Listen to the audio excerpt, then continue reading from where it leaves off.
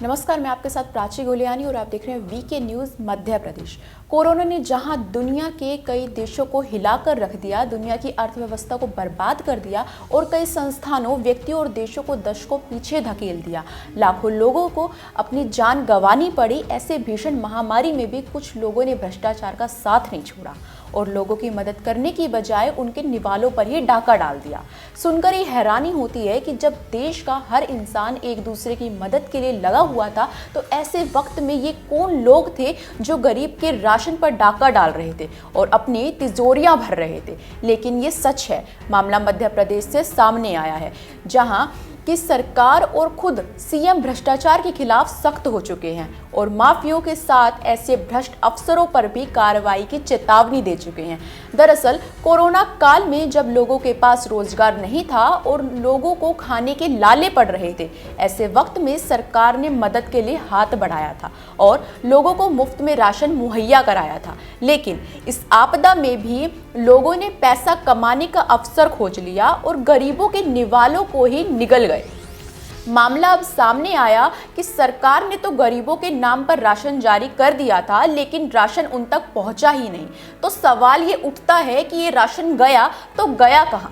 तो आपको बता दें कि कोरोना काल में गरीबों की हक का राशन डकारने वाले और कोई नहीं, बल्कि राशन बांटने वाले राशन माफिया ही हैं, जिन पर अब पुलिस का डंडा चल चुका है और 4 राशन माफिया पुलिस के हत्थे चढ़ चुके हैं। अब गिरफ्तार माफियों से मामले में पूरा खुलासा होने की उम्मीद जताई जा रही है, क्योंकि जब इनसे पूछताछ की जाएगी तो इस घोटाले के असल मास्टरमाइंड का नाम तो ये बता ही देंगे। लेकिन जिन राशन का कालाबाजारी करने वालों ने गरीबों के निवाले पर डाका डाला है, सरकार उनको बख्शने के कोई मूड में नहीं लग रही है।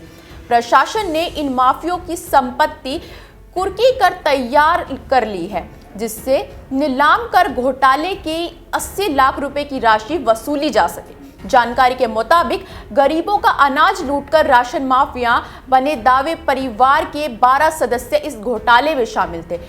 भरत और श्याम दवे एक एक कर परिवार के बहू, बेटे, भाभी, भतीजे, भांजे को अपने साथ मिलाकर सारे राशन को बाजार दाम पर बेचकर इस घोटाले को अंजाम दे रहे थे।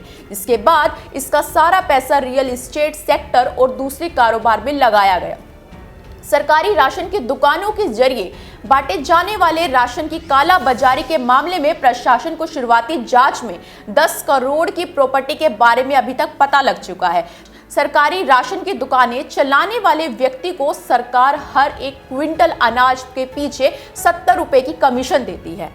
एक दुकानदार को हर महीने औसतन 120 क्विंटल अनाज बांटा जाता है, यानी हर दुकानदार औसतन 8 से 9 हजार रुपए की बीच ही कमाई कर लेता है। लेकिन राशन माफिया को ये कमाई भी लगता है कम लगती है, इसीलिए वो अपनी कमाई बढ़ाने के लिए इस अनाज को चुराकर बाजार में ऊंचे दामों पर बेच देते हैं।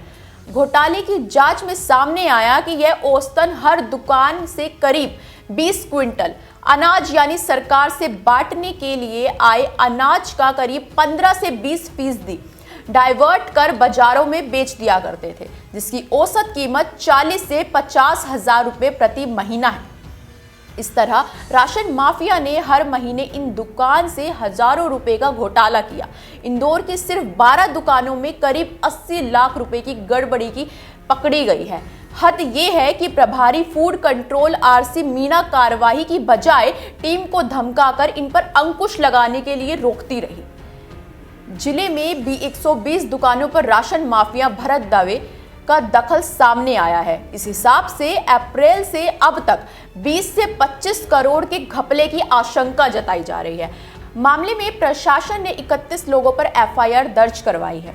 प्रभारी फूड कंट्रोल मीना पर 10 थानों पर केस दर्ज कराया गया है। जाहिर है कि जिसकी सजा इन्हें मिलेगी भी और इनकी संपत्ति पर भी सरकारी बुलडोजर चलेगा।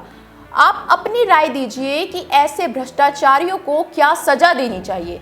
इस खबर में तो बस इतना ही। ऐसी ही तमाम खबरें देखने के लिए देखते रहे वीके न्यूज़ मध्य प्रदेश। धन्यवाद।